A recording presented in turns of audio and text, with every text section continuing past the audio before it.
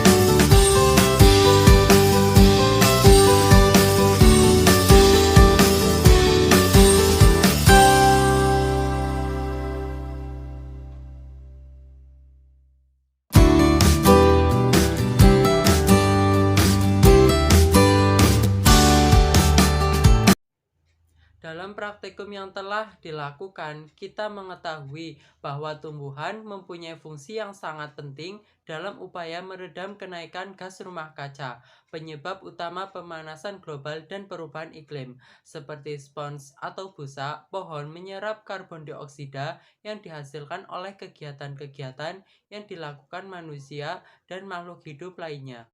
Selain itu, peran tumbuhan dalam mengatasi dampak pemanasan global adalah menggunakan karbon dioksida untuk memfotosintesiskan sehingga mengurangi gas rumah kaca. Karbon dioksida merupakan salah satu gas rumah kaca yang diemisikan kegiatan manusia dalam jumlah besar. Kadar karbon dioksida di atmosfer terus meningkat sejak revolusi industri mengakibatkan kenaikan suhu bumi secara perlahan-lahan. Jika kadar karbon dioksida di atmosfer terus dibiarkan meningkat, maka pemanasan global akan semakin parah. Dilansir dari National Geographic, dalam beberapa dekade mendatang diperkirakan suhu rata-rata global akan naik antara 4 hingga 6 derajat Celcius dan di akhir dengan dekade atmosfer bumi akan mengalami kenaikan 2 kali lipat kadar karbon dioksida. Disinilah tumbuhan berperan sebagai pereduksi karbon dioksida. Seperti yang kita ketahui bahwa tumbuhan melakukan penyerapan karbon dioksida dan mengubahnya menjadi oksigen, sehingga fotosintesis tumbuhan dapat mengurangi kadar karbon dioksida di atmosfer. Hal tersebut berarti keberadaan tumbuhan dapat mengurangi gas rumah kaca. Belum lagi proses fotosintesis tumbuhan dapat mengubah iklim yang panas menjadi lebih dingin. Data yang telah didapat pada praktikum efek rumah kaca diantaranya bahwa botol 1 memiliki suhu rendah, yaitu 28,9 derajat Celcius, sedangkan botol kedua memiliki suhu 33 derajat Celcius.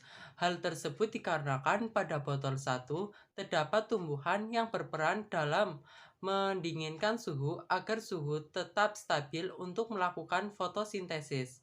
Sedangkan pada botol kedua hanya terdapat komponen batu dan tanah yang tidak dapat berperan dalam menetralkan suhu agar suhu tetap stabil atau tidak panas. Sekian dari praktikum saya. Apabila ada kekurangan dalam memahami konsep praktikum maupun penyampaian materi, mohon maaf sebesar-besarnya. Terima kasih. Wassalamualaikum warahmatullahi wabarakatuh.